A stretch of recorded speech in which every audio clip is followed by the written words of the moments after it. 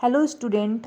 Last video में हम लोगों ने एप्लीकेट ज्यूरिडिक्शन ऑफ बोल सकते हैं हम लोग सुप्रीम कोर्ट का देख लिया था। अब हम लोग आते हैं एप्लीकेट ज्यूरिडिक्शन ऑफ हाई कोर्ट में। एक्चुअली वो वीडियो गलती से रुक गया था कैसे भी, तो हम लोग फिलहाल आगे देखते हैं इसमें होता क्या है। जैसे कि हमने इसमें देखा था सुप्रीम कोर्ट वाले में जो केस आता है वो हाई कोर्ट से आता है, उससे भी सबऑर्डिनेट से आता है, मतलब कि उससे लोअर कोर्ट से आता है। सेम वैसे अगर हाई कोर्ट से बात करें, हाई कोर्ट से लोअर जो कोर्ट होते हैं वो आपके डिस्ट्रिक्ट कोर्ट हो गया, सब ऑर्डिनेट कोर्ट हो गया, ये हो गया। डिस्ट्रिक्ट कोर्ट क्या है, सब ऑर्डिनेट क्या है, क्रिमिनल कोर्ट क्या है, ये सब हम लोग पीछे पढ़ेंगे नेक्स्ट चैप्टर में बोल सकते हैं आगे। ठीक है, तो केसेस पे आते हैं। जरा क्रिमिनल केस में अगर बात करें, दो टाइप की चीज़ें हैं। एक पॉइंट क्या है, हाई कोर्ट या सब ऑर्डिनेट कोर्ट जो है उनसे डायरेक्ट जो है केस हाई कोर्ट के पास में आया, तो वो जो केस होगा, जो सुनवाई होगी, वो क्वेश्चन ऑफ लॉ और क्वेश्चन ऑफ फैक्ट को लेकर होगी। अब आराम से थोड़ा समझते हैं। देखिए, कहने का मतलब मेरा ये है कि जैसे मान लीजिए एग्जाम्पल, कोई गलती आपने की, गलती करने के बाद सीधा जो रिजल्ट है वो पहुंच गया पापा के पास में। पापा नहीं, पापा तो हम लोगों ने किसकी बात की थी, पापा तो है सुप्रीम कोर्ट। अब यहाँ पे हाई कोर्ट मतलब मम्मी के पास पहुंची। चलिए यहाँ समझते हैं, मतलब यहाँ पर बीच में कोई मेडिएटर नहीं है, किसी के थ्रू नहीं पहुंची, सीधा सीधा किसके पास पहुंची है, आपके हाई कोर्ट के पास में। ठीक है, मतलब क्या है, डिस्ट्रिक्ट कोर्ट है या फिर सब ऑर्डिनेट कोर्ट है, सीधा सीधा जो है वो कहाँ पहुंचा है, आपका हाई कोर्ट के पास में। ठीक है, तो उस टाइम बोले क्वेश्चन ऑफ लॉ और क्वेश्चन ऑफ फैक्ट दोनों होगा। क्वेश्चन ऑफ लॉ का मतलब क्या होता है, इसको पहले समझते हैं। देखिए होता क्या है, जैसे मान लीजिए आपने कोई एक केस है, उसमें मर्डर किया गया है और उसकी जो सिचुएशन जिसे मर्डर किया गया वो उसकी सज़ा है 10 साल। अच्छा, रुस्तम मूवी कौन देखा है, देखे होंगे ना रुस्तम मूवी। तो उसमें क्या दिखाता है कि जो मर्डर होता है, मर्डर में उसकी सिचुएशन को देखा जाता है ना। तो देखो, रियल में मर्डर की सज़ा 10 साल है, लेकिन अगर हमने वहीं सिचुएशन देखी, किस सिचुएशन में वो काम किया गया, और उस सिचुएशन को देखते हुए मैंने सज़ा सुनाई, मतलब मैंने सज़ा कर दी 5 साल या 3 साल कर दी, तो इसको हम बोलेंगे क्वेश्चन ऑफ फैक्ट। मतलब क्या है, यहाँ पे हमने ये तो देखा ही, प्लस ये देखा किस सिचुएशन में मर्डर किया गया, क्या कंडीशंस थी। आया समझ में इतनी बात, तो इसको बोलते हैं question of fact. Question of law जब हमने सिर्फ लॉ को देख करके आंसर किया है, तब हमने क्वेश्चन ऑफ लॉ बोला है। ठीक है, अब नेक्स्ट अगर हम लोग बात करें तो ये हमारा आ गया हाई कोर्ट, सुप्रीम सब ऑर्डिनेट कोर्ट जो भी है, हाई डिस्ट्रिक्ट कोर्ट सब ऑर्डिनेट कोर्ट से डायरेक्टली अगर जा रहा है आपका हाई कोर्ट में, तो क्वेश्चन ऑफ लॉ और क्वेश्चन ऑफ फैक्ट दोनों रहेगा। लेकिन अगर क्या है, सब ऑर्डिनेट कोर्ट से पहले हाई कोर्ट डिस्ट्रिक्ट कोर्ट में गया, फिर डिस्ट्रिक्ट कोर्ट में जो पूरी चीज़ें चली, उसके बाद फिर हाई कोर्ट में पहुंचा, तब सिर्फ क्वेश्चन ऑफ लॉ होगा, ना कि क्वेश्चन ऑफ फैक्ट। सिचुएशन को तब नहीं देखकर जजमेंट सुनाया जाएगा। आया समझ में इतना बहुत। Against the administrative decision and tribunal, इसकी बात हम लोग बात करें कि जितने भी एडमिनिस्ट्रेशन है, कोई आपका बोल सकते हैं IS PCS, इसके खिलाफ जो PCS बोल सकते हैं, IS नहीं है ना, उसके खिलाफ जो चीज़ें होंगी वो आपकी हाई कोर्ट में पहले जाएंगी, फर्स्ट हाई कोर्ट में। ठीक है, फिर आते हैं हम लोग क्रिमिनल केस में। और अगर डिस्ट्रिक्ट कोर्ट हो गया, सेशन कोर्ट हो गया, डिस्ट्रिक्ट कोर्ट जो होता है वहाँ पर हमारे सिविल जो लॉज हैं उनके लेकर सुनवाई होती है, और सेशन कोर्ट में हमारे क्रिमिनल लॉ जो होते हैं उनको लेकर सुनवाई होती है। अब होता क्या है इनका, बताते हैं। इनका एक जैसे लिमिट होती है कि ये 7 साल से ऊपर सज़ा नहीं सुना सकते। ठीक है, अब समझिए एग्जाम्पल, अगर उन्होंने सज़ा जो है 7 साल से ऊपर सुना दी, तो उस केस में क्या होगा, हाई कोर्ट में आप जा सकते हैं बाई अपील। थोड़ा ध्यान दीजिएगा, अपील आपको करनी पड़ेगी हाई कोर्ट में। ठीक है, तब आप वहाँ पे जा सकते हैं। लेकिन अगर बाई चांस इन कोर्ट ने, डिस्ट्रिक्ट कोर्ट जिसका मतलब लिमिट ही आपकी बोल सकते 7 ईयर है, फिर भी इन्होंने क्या सुना दी है, डेथ सेंटेंस, तो यहाँ आपको अपील भी नहीं करनी, सीधा सीधा केस कहाँ पहुँच जाएगा, आपका हाई कोर्ट के पास में। हाई कोर्ट में पहुँचेगा, देखो क्या लिखा है, विदाउट अपील, मतलब आपको अपील भी नहीं करनी, सीधा सीधा केस जो है वो आपका हाई कोर्ट ले लेगा। समझ में आया इतना। देखिए, इनका जो लिमिट है वो 7 ईयर है ना, 7 ईयर से अगर ज़्यादा सुनाया, इम्प्रिजमेंट जो है सुनाया ज़्यादा, तब कोई बात नहीं, आपको अपील करनी पड़ेगी। लेकिन अगर डेथ सेंटेंस सुना दिया तो बहुत ज़्यादा ऊपर पहुँच गए ना, तो हाई कोर्ट सीधा सीधा केस को अपने आप विड्रॉ कर लेगा। ये हो गया हमारा अपीलिएट ज्यूरिडिक्शन। देखिए, इसी में थोड़ा सा टफ था, बाकी सब चीज़ें आसान हैं। अब आते हैं एडवाइजरी फंक्शन। तो एडवाइजरी फंक्शन हाई कोर्ट और सुप्रीम कोर्ट के बिल्कुल लगभग सेम है। देखिए, इसमें क्या होता है कि अगर हम लोग बात करें, हमारे जो बोल सकते हैं, सुप्रीम कोर्ट की बात कर रही हूँ मैं, हमारे प्रेसिडेंट हो गए है ना, काउंसिल ऑफ मिनिस्टर हो गया, फिर कोई गवर्नमेंट का कोई डिपार्टमेंट ऑफिस है ना, यहाँ पर किसी को लॉ में जो चीज़ें होती है, क्योंकि हर जो हमारे लीडर्स हैं उनको इतनी जानकारी नहीं है लॉ के बारे में ना, तो उनको कोई एडवाइस लेनी है तो क्या है, इनसे बोल सकते हैं, इनसे एडवाइस ले सकते हैं। किससे, हमारे जो जजेस हैं उनसे एडवाइस ले सकती है। ठीक है, लेकिन उसके बाद लिखा नो बॉन्डिंग ऑन गवर्नमेंट, लेकिन ऐसी बिल्कुल कोई बॉन्डिंग नहीं है कि भैया जो एडवाइस दी है हमारे जजेस ने वो माननी ही पड़ेगी। यहाँ पे एडवाइस है, ठीक है, नेसेसरी जो नहीं है कि देन आपने बॉन्डिंग कर दी है।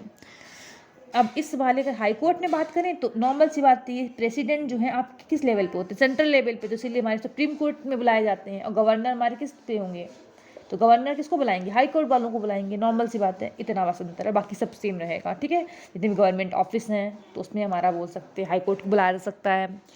गवर्नर जो है वो हमारे हाई कोर्ट को बुला सकते हैं, ठीक है। प्रेसिडेंट किसको बुलाते हैं, सुप्रीम कोर्ट को बुलाते हैं, ठीक है। इतना क्लियर हुआ। नेक्स्ट आते हैं रिवाइजरी फंक्शन। रिवाइजरी फंक्शन की बात करें, इसमें क्या होता है, तो दोनों का सेम है वही चीज़। सुप्रीम कोर्ट के पास ये पावर होती है कि उन्होंने जो डिसीजन सुनाया है उस डिसीजन का उल्टा वो डिसीजन सुना सकते हैं। ऐसा होता क्यों है, देखिए हम लोग क्या है, ह्यूमन बीइंग। अब डिसीजन किस बेस पे, कोई लॉ के बेस में होता है। जैसे मान लीजिए एग्जाम्पल, एक केस आया था, उसमें ये बोला गया कि जो आपका प्रियम्बल है ना, तो प्रियम्बल जो है वो चेंज नहीं हो सकता, ठीक है, ये बोला गया आपका। या फिर एक दूसरा एग्जांपल लेते हैं, अभी प्रियम्बल के बारे में लोगों को ज़्यादा पता नहीं होगा। जैसे मान लीजिए एग्जांपल, कोई भी केस है ना, एग्जांपल से दिमाग में आ नहीं रहा, कोई केस है, उसमें पहले ये बोला गया, एक कंडीशन दी गई। एग्जांपल मैं सोचती हूँ थोड़ा सा, जैसा ट्रिपल तलाक को लीजिए। ट्रिपल तलाक जो था पहले जब बोला गया तो बोला गया ये सही है, ये वैलिड है, लेकिन वही चीज़ को चेंज करके सुप्रीम कोर्ट बाद में बुलाती है कि ये क्या है, तुम्हारा अनकॉन्स्टिट्यूशनल है, इसको बैन किया जाए। मतलब क्या है, अपने ही केस पर सुप्रीम कोर्ट क्या कर रहा है, जस्ट अपोजिट सुना रहा है, ठीक है। तो इसको बोलते हैं हम लोग रिवाइजरी फंक्शन। ये इसलिए रखा गया है कि भाई हम लोग ह्यूमन बीइंग है, हमसे गलती हो सकती है, ठीक है।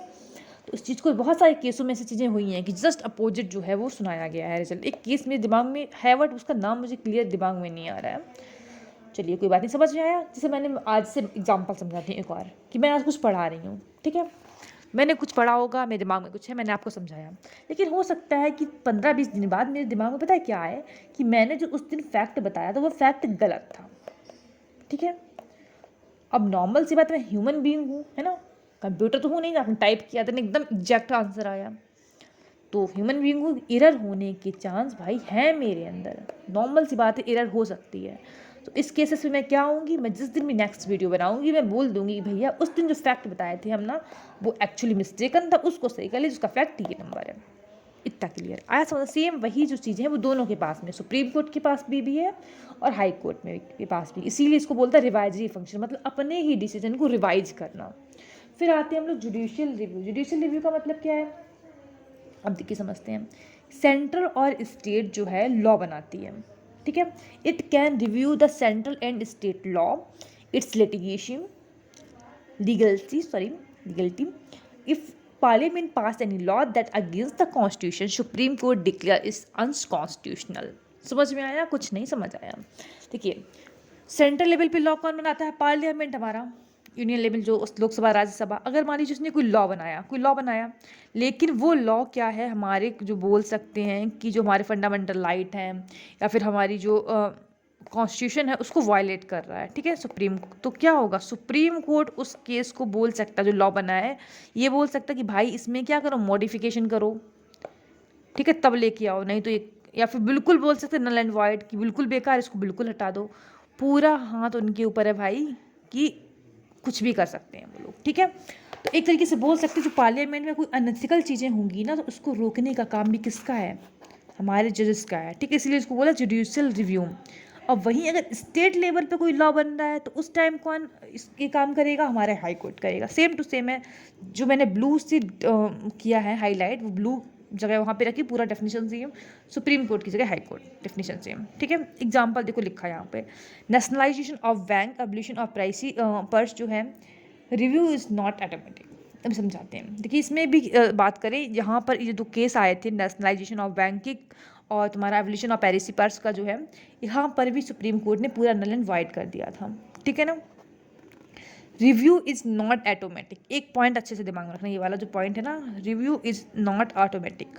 इसका मतलब क्या है कि मान लो एग्जाम्पल, सुप्रीम कोर्ट को दिख रहा है ये जो लॉ आया वो गलत आया है, लेकिन वो फिर भी कुछ नहीं बोल सकता जब तक कि कोई पर्सन जो है उस पर जाके केस ना करे, जाके अपने आप वो रिव्यू नहीं कर सकता। कोई उससे बोले कि भाई गलत है, रिव्यू करना है, तब रिव्यू करेगा, ठीक है ना। सिग्निफिकेंस क्या है? No misinterpretation of the constitution. Normal सी बात है, कोई भी गलत तरीके से घुमा फिरा के जो है पार्लियामेंट कोई भी लॉ नहीं ला सकती, कोई मिसप्रिंट नहीं, मतलब मिसप्रिंटेशन नहीं कर सकती है कॉन्स्टिट्यूशन का, ठीक है। लेजिस्लेचर की पावर को लिमिट करता है, उल्टा सीधा कोई लॉ निकाल के लाएंगे, जुडिशियल रिव्यू के तरीके से उसको नल एंड वॉइड कर देगी। फेडरल सिस्टम को बनाए रखती है। नॉर्मल सी बात है, हमारी पावर जो है डिवाइडेड है, उसको बनाए रखने का भी काम किसका? जुडिशियल सिस्टम करेगा, है ना। उसके बाद लिखा है नोट, हमने कुछ लिखा है 42 amendment act 1976 had taken away the amendment of the constitution beyond the limit of the supreme court. तो ये बोला गया 42 अमेंडमेंट एक्ट 1976 आता है, तो ये बोला गया कि अगर कॉन्स्टिट्यूशन में कोई अमेंडमेंट है तो उस पर जुडिशियल रिव्यू नहीं करती सुप्रीम कोर्ट, ठीक है। उसकी पावर उससे ले ली गई। लेकिन पता सुप्रीम कोर्ट बहुत सारी निकली, उसने पता है क्या बोला कि भाई ये जो तुम लॉ लेके आए हो ना कि अमेंडमेंट में जो है वो सुप्रीम कोर्ट की लिमिट के बाहर है, ये आपका जो लॉ है वो ही अनकॉन्स्टिट्यूशनल, हम इसको ही अनकॉन्स्टिट्यूशनल डिक्लेयर करते हैं। मतलब उस लॉ को इन्होंने क्रॉस कर दिया। अब लेके आओ कुछ भी लॉ, समझ में आया? मतलब में गवर्नमेंट लॉ लेके आई कि कोई अमेंडमेंट अगर होगा तो भाई क्या है, सुप्रीम कोर्ट जो है उस पर जुडिशियल रिव्यू नहीं कर पाएगा अगर अमेंडमेंट है तो, अमेंडमेंट पे, है ना। लेकिन सुप्रीम कोर्ट क्या करती है? सुप्रीम कोर्ट कहती है कि जो अमेंडमेंट आप लाए हैं ना, जो आप लॉ लेके आए ना कि अमेंडमेंट में जो है आप जुडिशियल रिव्यू का हक नहीं है सुप्रीम कोर्ट का, ये पूरा लॉ ही गलत है, इसको अनकॉन्स्टिट्यूशनल बता देती है। आया समझ में? कितना ज़्यादा पावरफुल है हमारे पास जुडिशरी हमारी, समझ में आ रहा होगा आपको, है ना। चलिए, इसीलिए लिमिट में है चीज़ें, नहीं तो चलिए आगे बढ़ते हैं। कोर्ट ऑफ रिकॉर्ड, ये तो देखो नॉर्मल सा है। सुप्रीम कोर्ट और हाई कोर्ट दोनों कोर्ट ऑफ रिकॉर्ड की तरह काम करते हैं। इसका मतलब क्या है? जो भी डिसीजन होता है, लिया जाता है, या फिर जो भी बहस होती है, या फिर जो भी चीज़ें होती हैं, उसको एक प्रिंट रिकॉर्ड में रखा जाता है। जैसे कि फ्यूचर कोर्ट, जैसे मान लीजिए एग्जाम्पल सुप्रीम कोर्ट में कोई केस है, उसको आराम से प्रिंट करके आपने रख लिया है, तो हाई कोर्ट में सेम केस आया, सिचुएशन सेम थी, तो बोल सकते हैं वो उसी केस को देख कर बताते हैं कि भाई हाई कोर्ट की इस वाले जो केस था उसमें ये वाला जो लिया गया है डिसीजन, उसके अकॉर्डिंग ये वाला डिसीजन ले रहे हैं। मतलब एक तरीके से रेफरेंस का काम करता है हमारा जो चीज़ें हैं, ठीक है। कुल मिला के ये समझिए एग्जाम्पल कि आपने अपने सीनियर से नोट्स भी लिया है ना, तो उस नोट्स के अकॉर्डिंग आपने काम किया, सेम वैसे ही इनका जो पहले से प्रिंट करके रखा हुआ है तो उसका काम हाई कोर्ट करेगा। हाई कोर्ट वाले का जो भी चीज़ें हैं डिसीजन होंगे उनको कौन देखेगा? सबऑर्डिनेट कोर्ट उसको देके काम करेंगे। तो वो चीज़ें लॉयर्स वगैरह जो भी हैं, एडवोकेट वगैरह, तो वो भी काम करते हैं। ये चीज़ें आपकी हो गई।